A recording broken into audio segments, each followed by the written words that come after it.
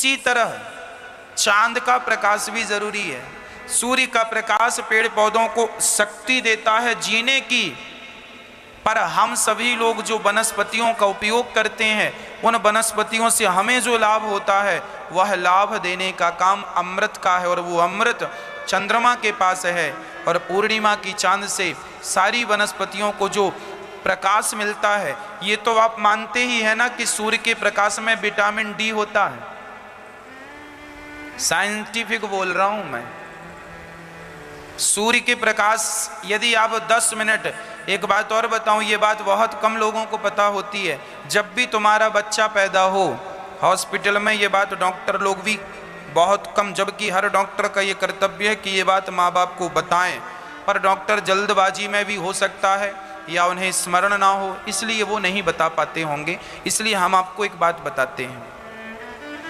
जो बच्चा पैदा हुआ है आज, उस बच्चे को सवेरे की 6 बजे की, 6:30 बजे, 7 बजे की धूप 5 मिनट 10 मिनट जरूर तपाओ, जरूर दिखाओ। यदि आपने जन्म लिए बच्चे को सवेरे और शाम की 5-5 मिनट की धूप दिखाई तो बच्चे को निमोनिया नहीं होता। नहीं तो अक्सर जन्म लेने वाले बच्चे को पहली शिकायत होती है निमोनिया हो जाता, और निमोनिया से भारत में बहुत सारे बच्चे मर जाते हैं, नवजात। समझ में आ रही है बात? ये बात डॉक्टरों को बतानी चाहिए, उनके माता पिता को, पर कई बार नहीं बताते, कुछ डॉक्टर बताते भी हैं।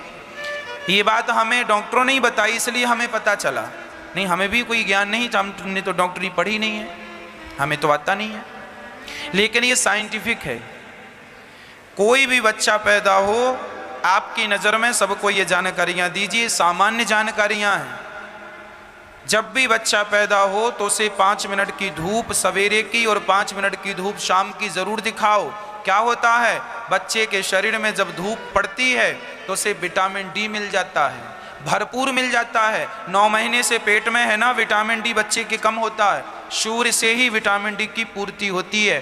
तो यदि सूर्य के प्रकाश में विटामिन डी है तो चंद्रमा के प्रकाश में भी अमृत है, इसमें कोई अतिशयोक्ति नहीं है ना। तो उस अमृत को हमारी खीर एक्सेप्ट नहीं कर सकती, पर वनस्पतियां उस अमृत को कैप्चर कर लेती हैं, खींच लेती हैं। तो ये बात जो है कि पूर्णिमा के दिन चांद से अमृत टपकता है, ये बात बिल्कुल सही है, पर खीर में टपकता है ये बात ठीक नहीं है। हाँ, लोग खीर रख देते हैं कि चलो थोड़ा सा खीर में भी प्रकाश पड़ जाए तो खा लेते हैं, ठीक है, वो आपकी मान्यता अच्छी है, मान्यता अच्छी है, बुरी नहीं है। परंतु अमृत निकलता है चांद से, वनस्पतियों के लिए निकलता है। और यदि हम भी चांद के नीचे अर्थात आकाश के नीचे खड़े हो जाएं और हम में भी चांद का प्रकाश थोड़ा सा पड़ जाए पूर्णिमा का, तो वो हमारी बॉडी के लिए भी अति उत्तम होता है। जैसे सूर्य का प्रकाश हमारी बॉडी के लिए सर्वश्रेष्ठ है, उसी प्रकार चांद का प्रकाश भी हमारी बॉडी के लिए सर्वश्रेष्ठ है। इसलिए आप भी ज़रा 10 मिनट चांद के नीचे खड़े हुआ करिए, है ना, आपके शरीर में भी अमृत टपकेगा, अमर हो जाओगे। सांस को खड़ी कर देना, वो अमर हो जाए।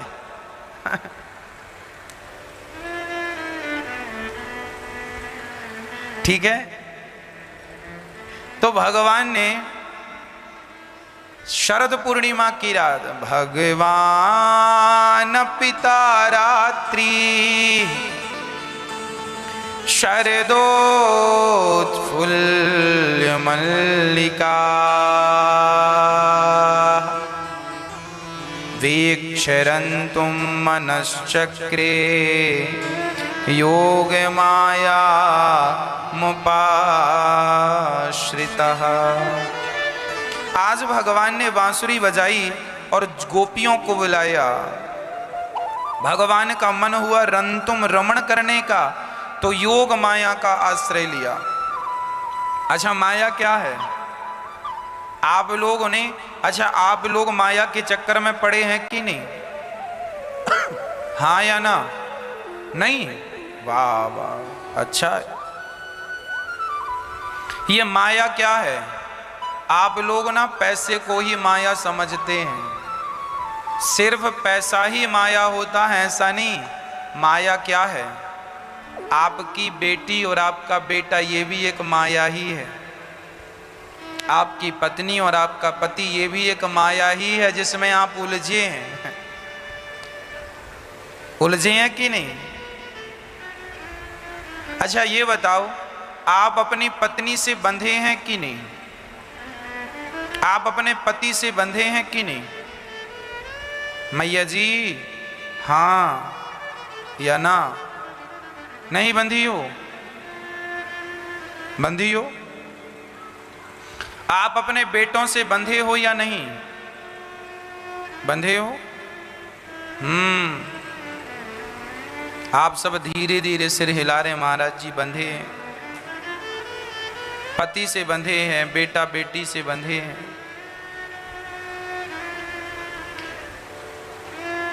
एक गधा था,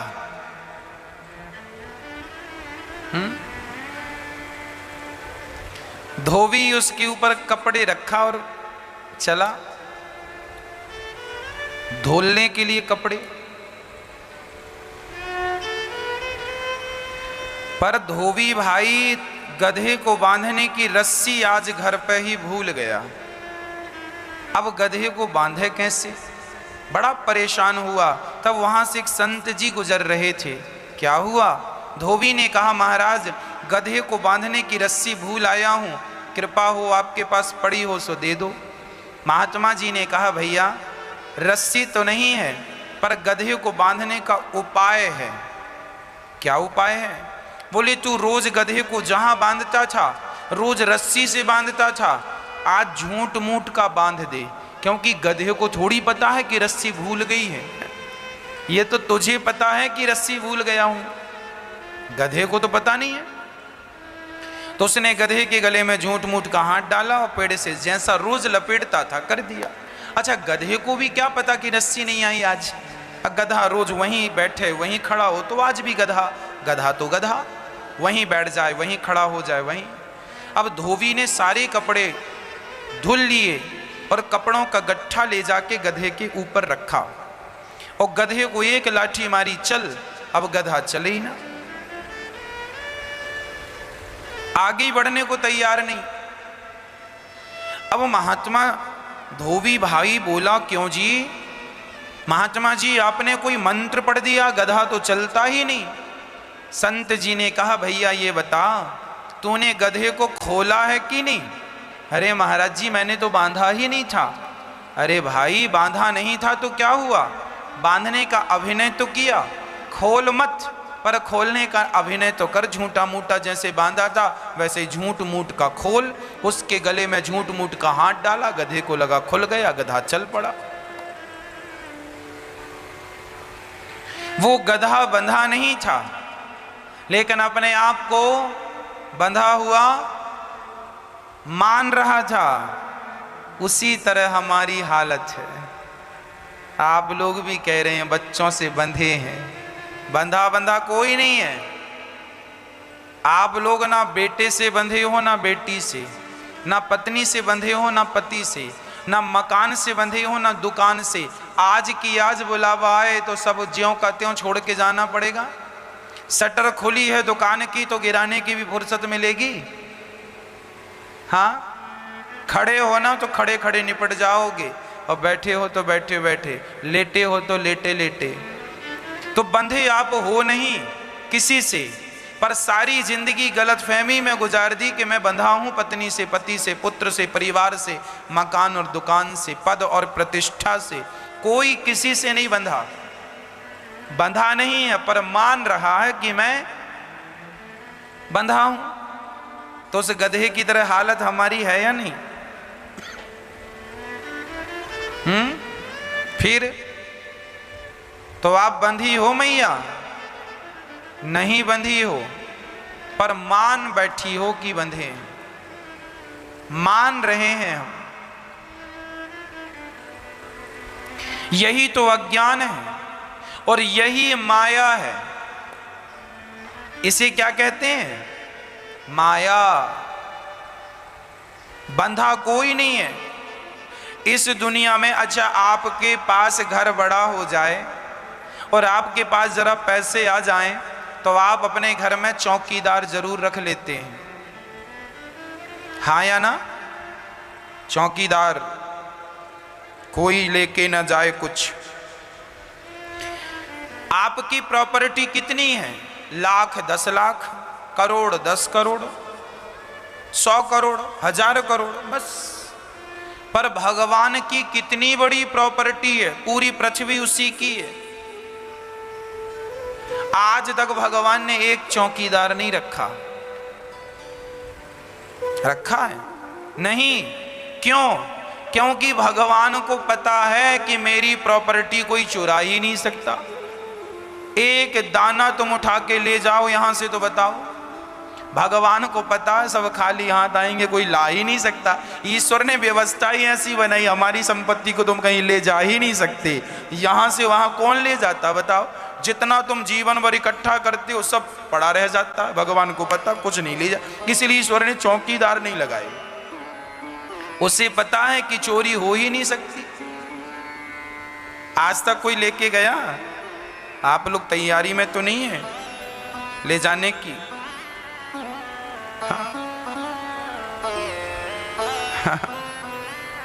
वो लोग बड़ा बड़ा झोला तैयार कर लेते हैं।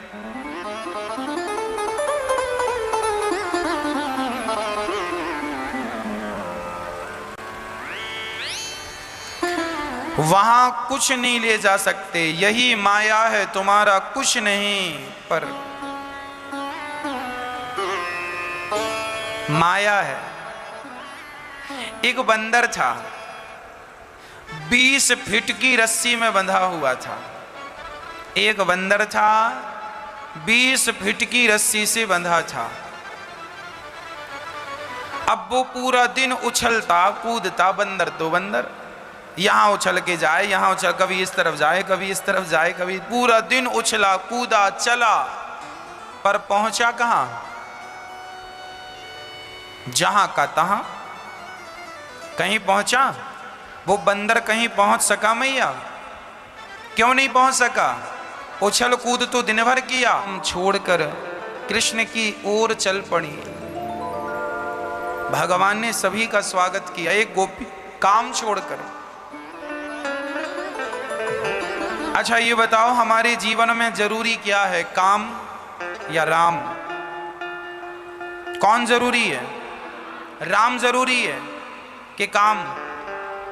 पर आप तो काम के पीछे दौड़ रहे हैं, राम के पीछे कहां दौड़ रहे हैं? यदि राम जरूरी है तो राम को ही ज्यादा समय देना चाहिए, पर हम काम को ज्यादा समय देते हैं। हम ये बिल्कुल नहीं कह रहे हैं कि काम छोड़ दो, हम ये कह रहे हैं कि अब तो काम भी किया करो, तो राम के लिए काम किया करो। हम तो राम के लिए कर रहे हैं, तब तो आपका काम भी राम से जुड़ जाने से काम ही राम बन जाएगा।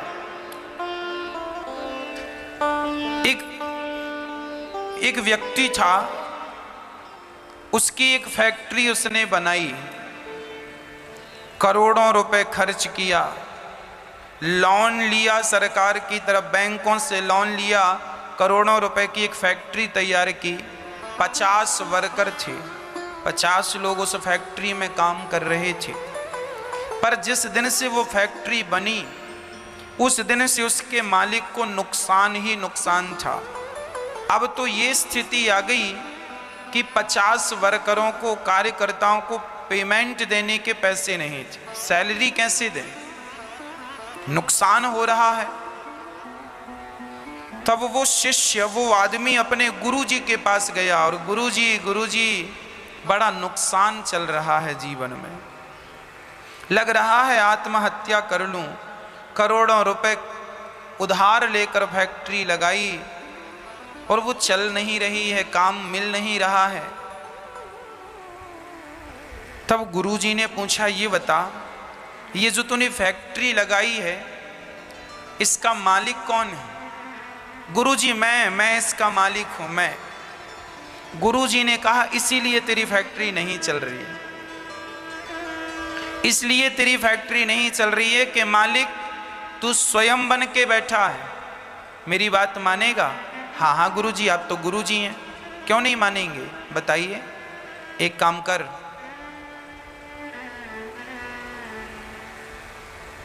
तेरे घर में भगवान जी हैं? हाँ हाँ, लड्डू गोपाल जी हैं, शालिग्राम जी भी हैं। तो सुन, अब भगवान जी को तू अपनी फैक्ट्री लेकर जा और वहां पर बढ़िया सी जगह पर भगवान जी को स्थापित कर। एक छोटा सा मंदिर बना और वहां भगवान जी को रख और भगवान से ये प्रार्थना करके, हे नाथ, अब से ये फैक्ट्री आपकी है, आप ही इसके मालिक हैं और मैं आपका नौकर हूं।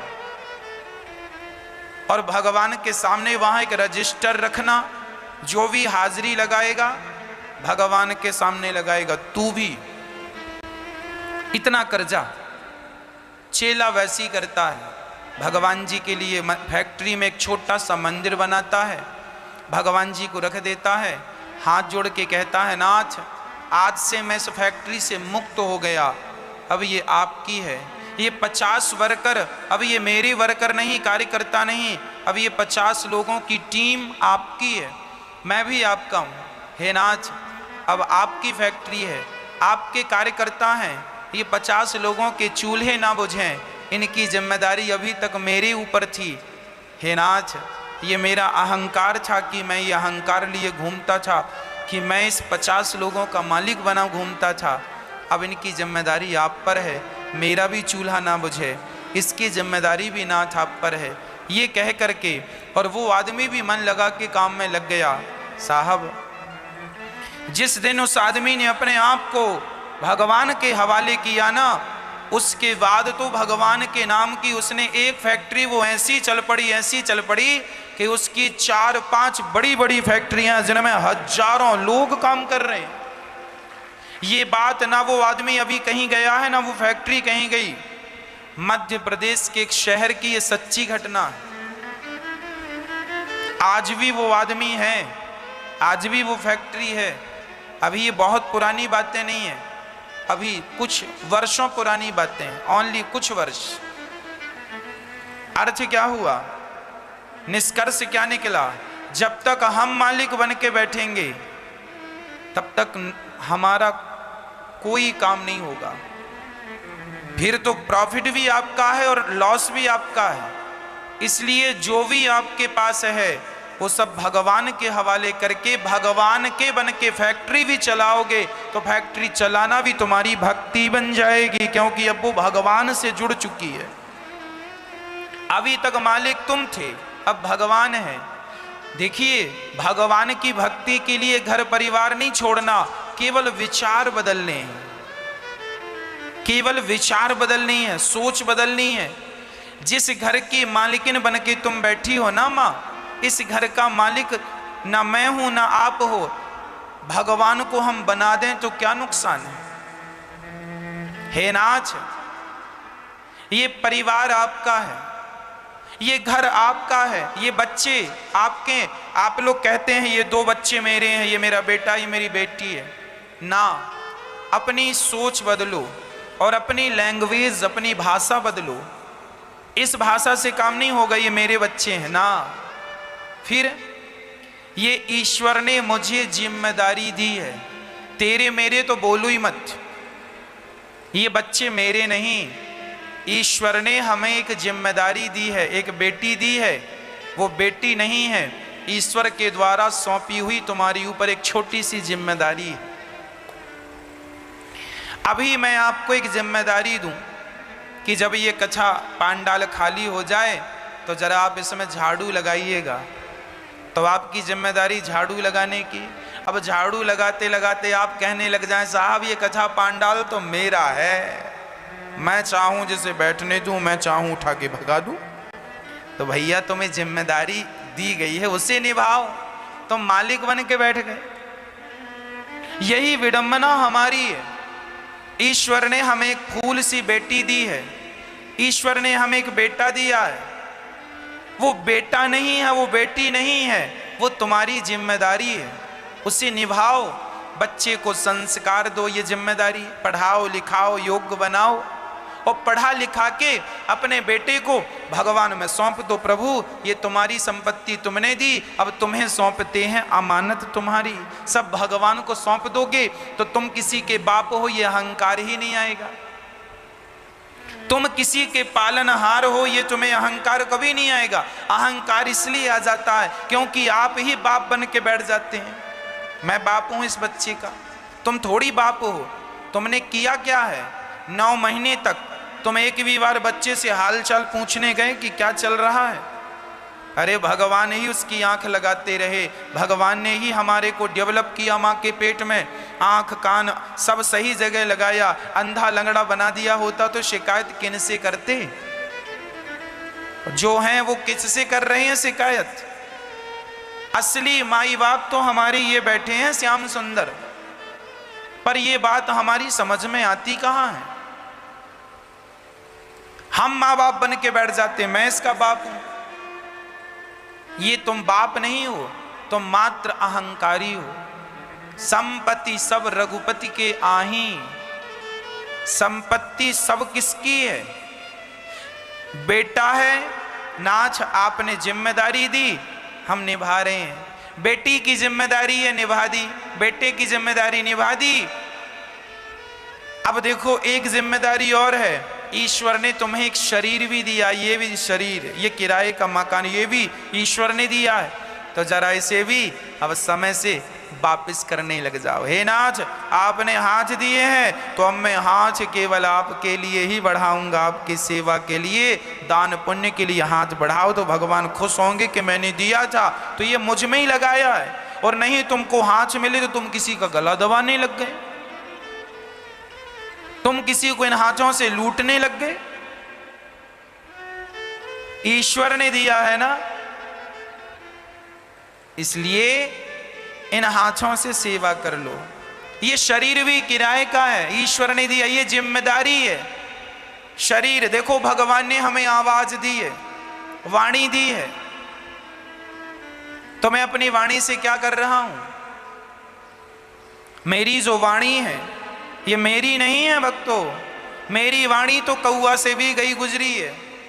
ये वाणी, जो वाणी में मधुरता और मिठास भरी है, ये मैंने नहीं भरी। मेरी औकात क्या कि मैं अपनी वाणी में मिठास भरूं? कथा सुनाने के लिए ईश्वर ने ये मिठास भी दे रखी है कि तुम इस मिठास के साथ कथा सुनाओ। ये वाणी भी उसकी है, ये वार्ता भी उसकी है। मैं तो एक माध्यम हूं, मैं तो एक सिर्फ माध्यम हूं। तुम और हम एक ही हैं, अर्थात हम सब माध्यम हैं। हर व्यक्ति का इस धरती पे जन्म हुआ है तो किसी न किसी उद्देश्य के लिए जन्म हुआ है। हर व्यक्ति को ईश्वर ने एक जिम्मेदारी दी है। जब तक तुम्हारा विवाह नहीं हुआ था मैया, तब तक तुम्हारी सिर पर कोई जिम्मेदारी नहीं थी। जिम्मेदारी तो अपने पढ़ाई लिखाई की थी। अब विवाह हो गया तो ईश्वर ने तुम्हारे ऊपर पति की जिम्मेदारी दे दी। चलो जरा पति की सेवा करो, जिम्मेदारी है। पुरुष को भी जिम्मेदारी दी, चलो पत्नी का ध्यान रखना। फिर तुम दोनों संग रहे तो ईश्वर ने देखा कि अब ये बढ़िया है तो जरा इनकी जिम्मेदारी बढ़ा दी, तुम्हारा बच्चा हो गया। चलो अब दोनों लोग इसको निभाओ, इसकी जिम्मेदारी पूरी करो। मलमूत्र धुलो, ठीक ठाक से रखो, बड़ा हो जाए तो पढ़ा लिखा कर योग्य बनाना, और मैंने दिया है तो मेरे ही संस्कार देना, मुझ में ही लगाना, इसे यही जिम्मेदारी है। पर आप लोग, हम लोग अपने बच्चों को कहीं और लगा दे रहे हैं। बेटा कैसे भी खा लेना, पेट भर लेना बस। आज माँ बाप अपने बच्चों को यही विद्या तो सिखा रहे हैं, पेट भरने की। क्यों भूल रहे हो कि पेट भरना तो पशु पक्षी भी जानते हैं। मैं इस घर का मालिक नहीं हूं। जिस घर में हम रहते हैं वो घर किसका है? भगवान का।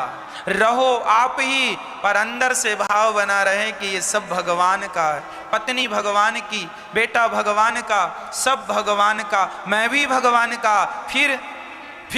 फिर आपका अहंकार, फिर देखना, यदि इस विचारधारा से जीवन जियोगे तो सबके बीच में रहकर भी आपका भजन ही होता रहेगा। भजन करने के लिए जंगल नहीं जाना तुम्हें, खूब मन लगा के पैसे कमाओ, फैक्ट्री डालो, मन लगा के दुकान चलाओ, पर ये मेरी नहीं, ये भगवान की है, ये विचार बना रहे, बस तब तो तुम्हारा सब काम भक्ति ही है। भोजन मैं अपने बच्चों के लिए बना रही हूं, ये भोजन बनाना ठीक नहीं है। भोजन किसके लिए? आज भोजन बनाकर हम भगवान को भोग लगाएंगे। किसके लिए बना रहे हो? भगवान के लिए बना रहे हैं। हम किसके लिए बना रहे हैं? भगवान के लिए। तो जब भोजन भगवान के लिए बना रहे हैं, इस सोच से बनाएंगे, तो भोजन बनाने में यदि 1 घंटा लगा है तो वो पूरा का पूरा 1 घंटा भक्ति में ही काउंटिंग की जाएगी ईश्वर की तरफ से, कि नाज ये सब आपकी कृपा से मिला है और भगवान की संपत्ति भगवान में अर्पित करते रहो, है ना।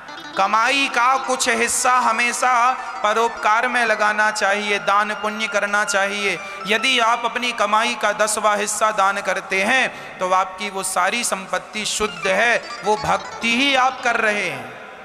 वो आप क्या कर रहे हैं? वो भक्ति ही है। सिर्फ माला जप लेना भक्ति नहीं है मेरी माँ। परिभाषाएं चेंज हो गई हैं, लोगों के पास समझ नहीं है। लोगों को क्या लगता है सिर्फ माला जपेंगे? माला भी जपना चाहिए। मैं माला भी जपता हूं और अपना कर्म भी करता हूं। कर्म ईमानदारी से करो, भगवान के लिए करो। समझ में आ रहा है कुछ कि नहीं आया मैया? मैं कुछ नहीं हूं, जो कुछ है कृष्ण है, इस विचारधारा से चलना है बस। घर मेरा नहीं, कृष्ण का है। परिवार मेरा नहीं, ये भगवान का है। हम तो मात्र अपने कर्तव्यों को पूरा कर रहे हैं, और सारे कर्तव्यों को पूरा, इसलिए जो है सब तुदीयमस्तु गोविंद तुभ्यमेव समर्पित। जो भी किया करो सब भगवान के चरणों में समर्पित कर दिया करो। हे नाथ, सब आपके श्री चरणों में हम समर्पित कर रहे हैं। तेरा तुझको अर्पण क्या लागे मेरा स्वामी, क्या लागे मेरा। तेरा तुझको अर्पण प्रभु जी का, प्रभु जी को अर्पण क्या लागे मेरा। ओम जय जगदीश हरे। इससे क्या होगा कि फिर आप सबके बीच में रहते हुए भी आपका सबके प्रति अटैचमेंट नहीं होगा, सबसे लगाव नहीं होगा। कमल जैसे पानी में रहता हुआ भी पानी से अलग है, संसार परिवार पैसों में रहते हुए भी सबसे अपने आप को अलग रखो। भगवान का मैं हूं ये रखो बस। गोविंद मेरो है, गोपाल मेरो है, ये भाव कभी ना भूले। ये दुनिया तो आनी जानी है, दुनिया आनी जानी है मैया। पद प्रतिष्ठा भी आती और जाती है, पैसा भी आता और जाता है, पैसे को आना और जाना है। पद प्रतिष्ठा भी आएगी जाएगी, लोग भी आएंगे और जाएंगे। यदि हमने इनको पकड़ने की, आज लोग दुखी क्यों हैं? महाराज जी हमारा पैसा चला ना जाए। अरे भैया आया है तो जाएगा ही। यदि आप सही मार्ग में लगाते हैं तो सही में चला जाएगा, नहीं तो जाएगा। तो धन की 3 गति, दान भोग नाश। धन आएगा तो कहां जाएगा? या तो धन आया है तो दान कर लो। इसलिए गौरी गोपाल वृद्धाश्रम में वृद्ध माताएं रहती हैं, आप इन माओं के लिए दान कर लो। यहाँ अन्न क्षेत्र चलता, हजारों संत खाते हैं, दान कर लो। दान कर लोगे तो वो आपका है। या तो दान कर लो या तो भोग कर लो, अर्थात उसका उपयोग कर लो अपने किसी प्रकार से। नहीं तो धन की तीसरी गति है नाश। कहावत है खाया पिया अंग लगेगा, दान दिया संग चलेगा और बचे खुचे में जंग लगेगा। बोलो राधे राधे। दान दिया संग चलेगा, खाया पिया अंग लगेगा, बचे खुचे में जंग लगेगा। इसलिए अपने हाथ से आप लोग पैसा कमाओ और उसे पकड़ने की कोशिश ना करो। अब जाए ना जाए ना, अरे वो लक्ष्मी है, तुम दूसरे की पत्नी को पकड़ रहे हो। लक्ष्मी नारायण की पत्नी है, वो जब लक्ष्मी आएगी तो जाएगी जरूर, कहाँ? अपने पति के पास।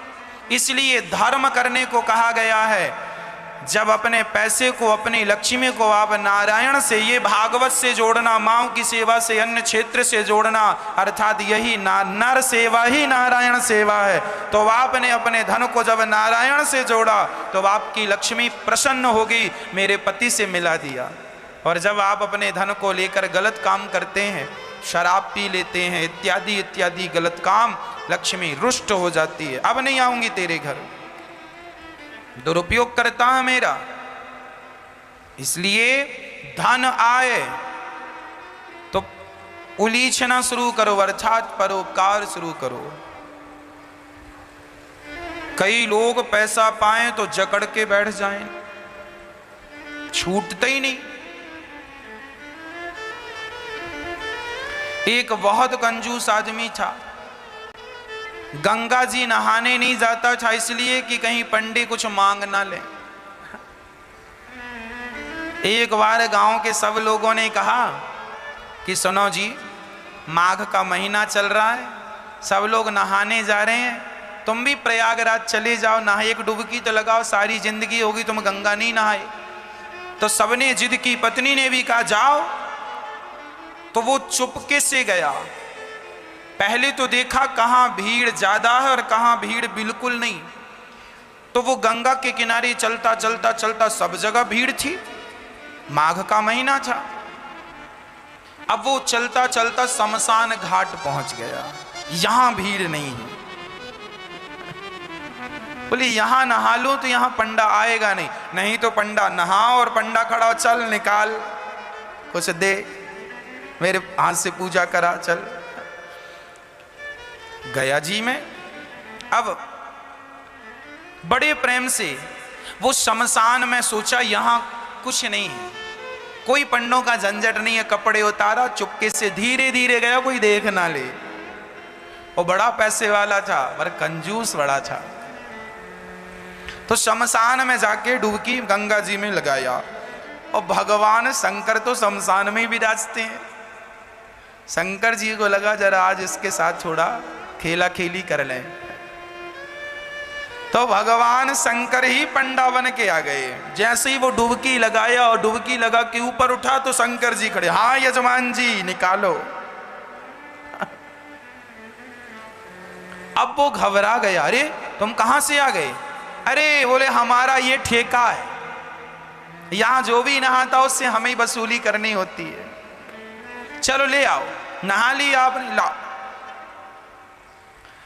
अरे हम इसीलिए तो नहाए शमशान में कि कुछ देना ना पड़े। ना ना, यहां तो देना ही पड़ता, शमशान ही, यहां से तो बच के कोई जाता नहीं। अच्छा बताओ कितना लोगे? शंकर जी बोले देखो हम वैसे लालची तो नहीं है, पर तुम दो, कितना दोगे ये बताओ? उसने बोला 1 पैसा दूंगा। हाँ हाँ, शंकर जी बोले चल मैं 1 पैसे से खुश हूं, चल ला। अभी नहीं लाया, कुछ नहीं हूं, उधार 1 पैसा दूंगा, वो भी उधार। तो शंकर जी बोले ठीक है, तो लिखवाओ फिर अपना एड्रेस वगैरह यहाँ। शंकर जी ने रजिस्टर में नोट किया, कहाँ के हो? फलानी गली, मकान नंबर फलाना। हाँ यहाँ के हो? हाँ सही है। हाँ मोबाइल नंबर? नहीं, मोबाइल रखता ही नहीं। अब वो उधारी का बहाना था बचने का, वो चला घर। और जैसे ही घर पहुंचा तो शंकर जी तुरंत दरवाजे के पास खड़े हो गए। हाँ यजमान जी 1 पैसा निकालो। दरवाजा खोला पत्नी ने, क्यों, फलाने जी हैं? हाँ हाँ हैं। तो उनसे बोलना कि एक पैसा हमारा उधार है तो दें। पत्नी गई, क्यों जी, आपसे कोई एक पैसा लेने आया उधार? क्या लिया आपने? अरे लिया दिया कुछ नहीं, नहाया उसका एक पैसा है। तो यजमान जी ने पत्नी से कहा, सुनो कह दो कि घर पे नहीं है, जा। अब पत्नी गई, बोले मैं अभी तो कह के आई हूं कि घर। अरे कह देना, मैं भूल गई थी। अच्छा, पत्नी गई, सुनो जी महाराज हमारे पति तो घर पे है ही नहीं, कहीं गए। अच्छा कोई बात नहीं, जब तक नहीं है तब तक तुम जो बनाई हो सो दे दो, हम खाएंगे, इंतजार हमारा तो कोई है नहीं, यहीं बैठेंगे। अब पत्नी को लगा हे भगवान ये खाएगा, और तुरंत दौड़ी दौड़ी गई, क्यों जी, एक पैसा नहीं देते तो वो खाने का भी बोल रहा है खाएगा भी। तो यजमान जी बोले अच्छा एक काम करो, बोल दो कि पति की तबीयत खराब है। पत्नी फिर गई, सुनो जी हमारे पति की तबीयत खराब हो गई, अभी जाओ बाद में आना। अच्छा तबीयत खराब हो गई? अरे हम डॉक्टर भी हैं, वैद्य भी हैं, लाओ कहां था भाई। अब पत्नी फिर आई, सुनो जी कह रहा तुम्हारा इलाज करेगा बोले इलाज पता नहीं क्या करता है, एक पैसा तो अभी उतारा नहीं, इलाज करेगा तो पता नहीं कितना पैसा लेता है, इससे इलाज नहीं कराएंगे। अच्छा एक काम करो, कह दो कि पति, कह दो तुम कि हम मर गए। पत्नी ने कहा ये घोर पाप है, अभी आप जिंदा हो और हमसे कह रहे हैं मर गए, हम नहीं कहेंगे कि पति मर गए। अरे एक काम कर, मैं पड़ जाता हूं सांस बंद करके। वो सचमुच लेट गया। अब जब लेट गया तो पति ने कहा सुन ऐसे ना जा, जरा रोती रोती जा, ये सुनेगा कि मर गया तो चला जाएगा, एक पैसा तो बचेगा। अब वो मरने का नाटक किया और पत्नी रोती, महाराज महाराज बीमार थे, पता नहीं क्या हुआ, प्राण निकल गए। अच्छा शंकर जी बोले मर गया? हाँ। अच्छा एक काम करो, तुम घर में अकेली हो ना? हाँ। बोले मर गया तो उठाएगा कौन? मैं गांव वालों को बुलाता हूँ। अब भगवान जी ने, शंकर जी ने सारे गांव वालों, सुनो सुनो यजमान जी मर गए, सुनो सुनो यहाँ आओ, ये फलाना मर गया, जरा आओ। अब सारा गांव इकट्ठा हो गया सब इकट्ठा, वो पड़ा है और पत्नी की तरफ बार बार यूं यूं करे, अभी है कि गया? अरे वही तो लाया गांव वालों को, कहाँ गया?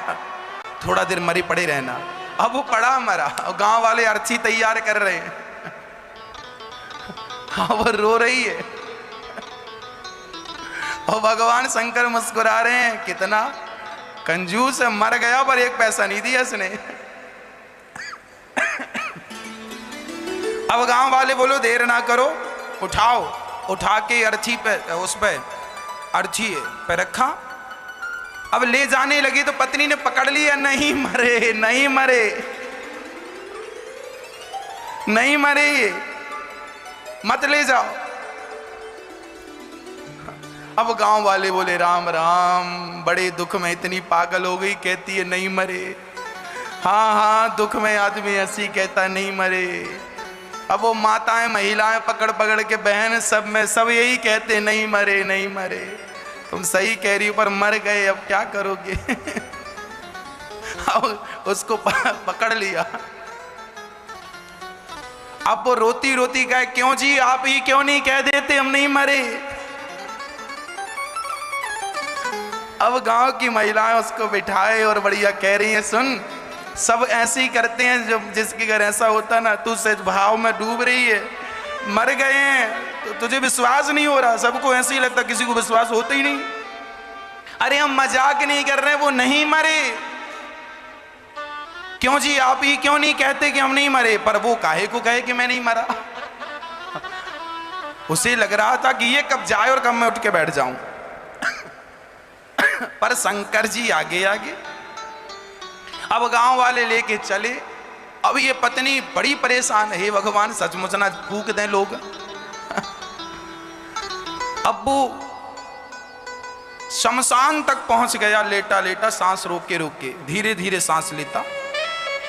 चिता सजाई गई और चिता पे रखा गया, फिर भी उसने नहीं कहा कि मैं नहीं मरा।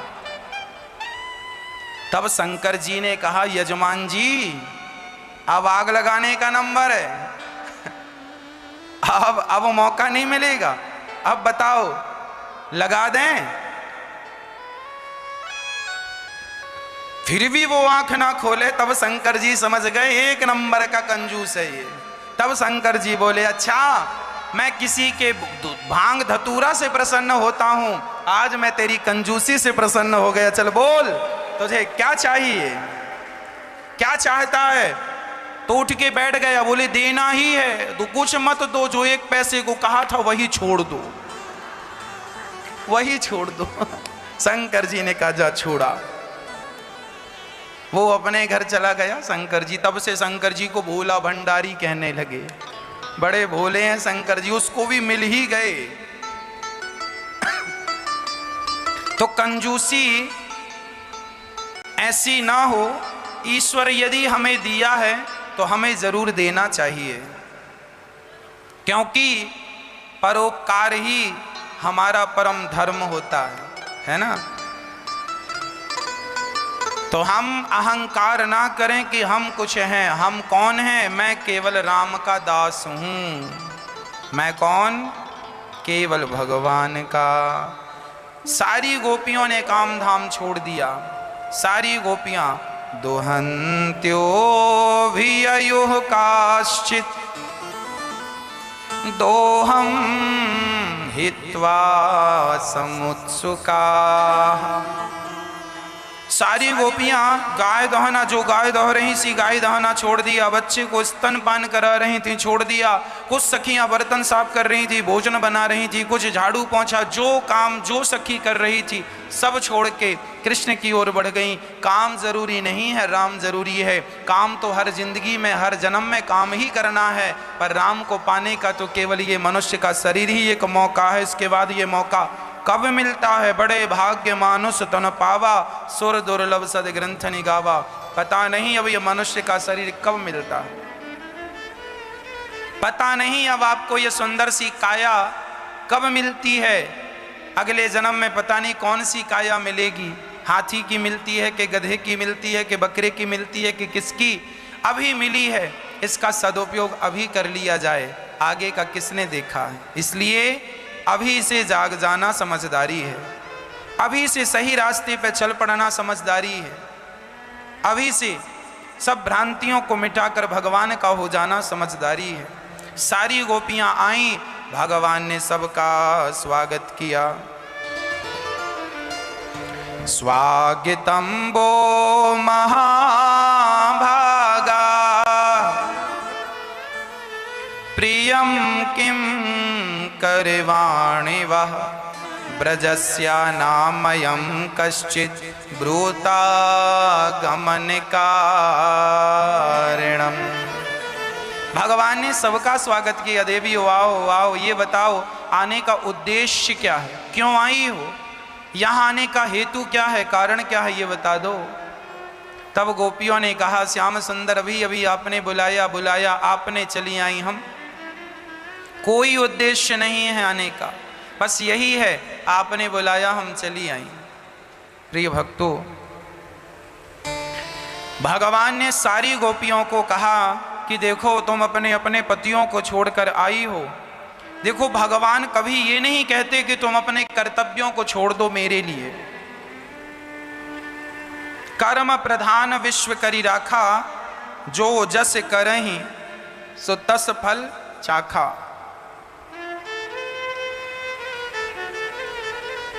भगवान कहते हैं अपने अपने पतियों को छोड़कर आई हो, ये तुमने अच्छा नहीं किया, जाओ अपने पतियों के पास। पति कैसा भी हो, नारी को कभी अपने पति का त्याग नहीं करना चाहिए। अंधा हो, लंगड़ा हो, बहरा हो, काना हो, गूंगा हो, गरीब हो, कैसा भी हो, पर स्त्री अपने पति का कभी त्याग ना करे। सदा नारी को अपने पति की सेवा करनी चाहिए, सदा अपने पति का सम्मान करना चाहिए, कभी अपने पति की निंदा नहीं करनी चाहिए। और पुरुष को चाहिए कि वह सदा अपनी पत्नी का सम्मान करे। कई बार ना पुरुष सब लोगों के बीच में पत्नी का अपमान कर देता है, पत्नी को बड़ी तुच्छ मानता है। कई बार पुरुष लोग कहते हैं ये पत्नी तो हमारे पांव की जूती है, समझा दो इन लोगों को, पत्नियां पांव की जूती नहीं होती, पत्नियां तो हमेशा पुरुष के सिर की पगड़ी हुआ करती हैं, तुम्हारी शोभा और तुम्हारा सम्मान हुआ करती हैं। इसलिए नारी अपमानित ना की जाए, नारी सम्मानित की जाए। भगवान नारियों का कितना सम्मान करते हैं। द्रौपदी के पतियों को भले उनकी रक्षा का भाव नहीं जागा, पर भगवान एक नारी का अपमान कैसे देख सकते हैं। तुरंत पहुंच गए और द्रौपदी की लाज भगवान ने बचाई। अहिल्या पत्थर बन के पड़ी थी, लेकिन राम जी ने उस पत्थर को फिर नारी बना के पति के धाम पहुंचा दिया। राम जी स्त्री का कितना सम्मान करते हैं। कोई और पुरुष होता तो रावण ने सीता को चुरा लिया है। आज का पुरुष तो हिम्मत हार जाता, इतने बड़े लोग से, इतने बड़े आदमी से कैसे पंगा लें।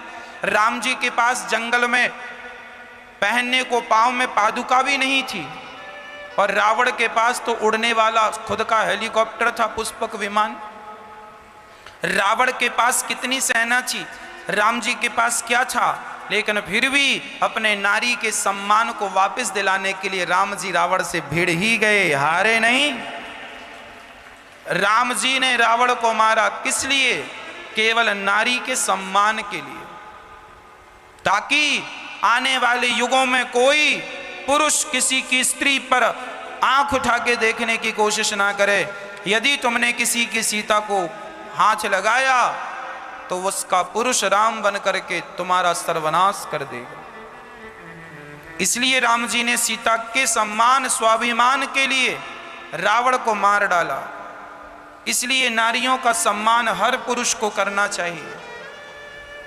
जितना सम्मान का अधिकारी पुरुष है, नारी भी उतने ही सम्मान की अधिकारी है। इसलिए नारी का सम्मान हो, नारी का आदर हो, नारी केवल भोग का साधन ना बन जाए। नारी शक्ति है। इसलिए हमारे यहाँ नारी का नाम पहले आता है, पुरुष का नाम बाद में। सीता पहले, राम बाद में सीता राम। गौरी पहले, शंकर बाद में गौरी शंकर। राधे पहले, श्याम बाद में राधे श्याम। हमारे सामान्य भाषा में भी माता पहले, पिता बाद में माता पिता। माँ बाप, माँ पहले, त्वमेव माता च पिता त्वमेव, पिता दूसरे नंबर पे, माता पहले नंबर पे। स्त्री को ईश्वर ने पहले स्थान पर रखा है।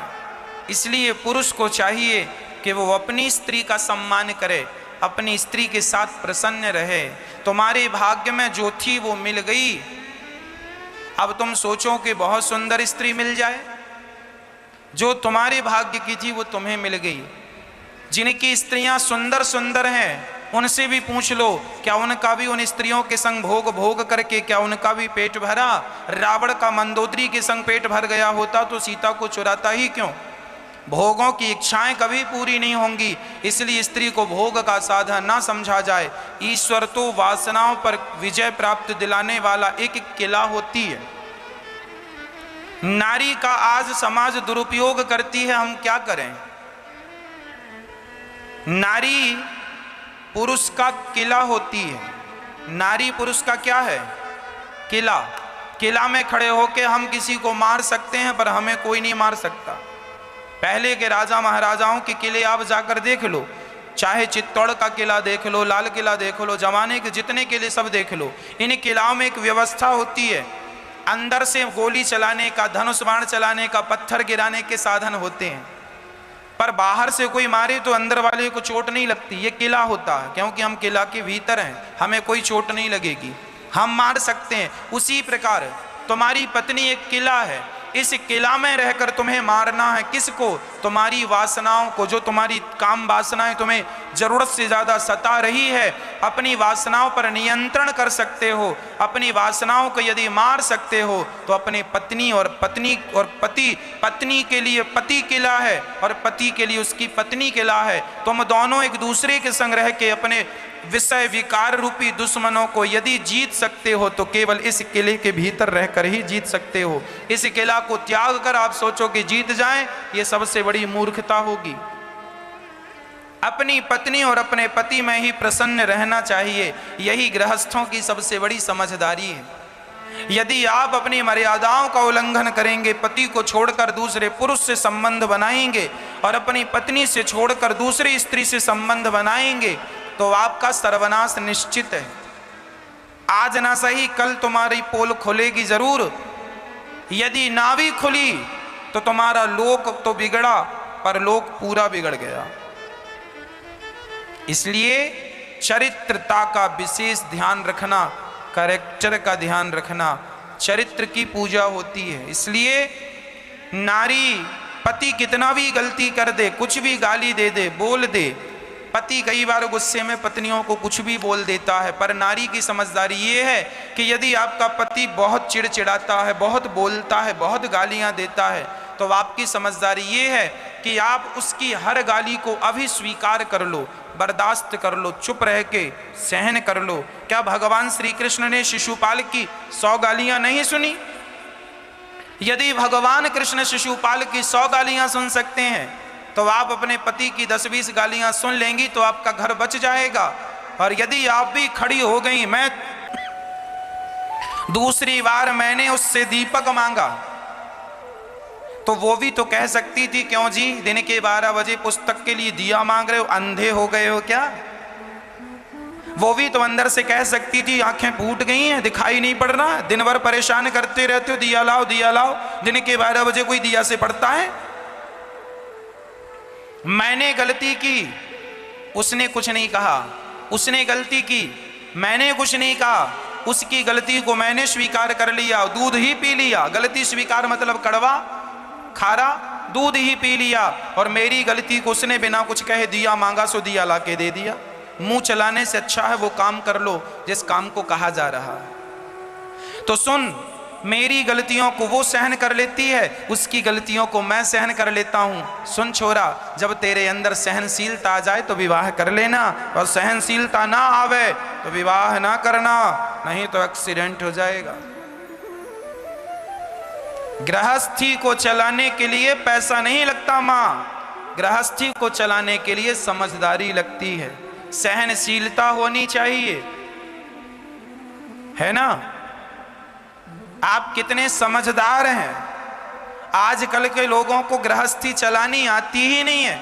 आज आप बच्चों का विवाह कर देते हैं, अपनी बेटी और अपने बेटों का विवाह तो कर दिया, गाड़ी स्टीयरिंग पर तो बिठा दी, कम हूं क्या, मैं नहीं सुनूंगी, तो फिर इससे क्या होगा? ये समझदारी नहीं है।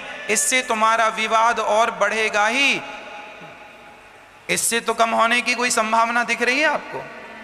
पत्नी यदि गुस्से में है तो पति चुप रह के सुन ले, और पति गुस्से में है तो पत्नी चुप रह के सुन ले।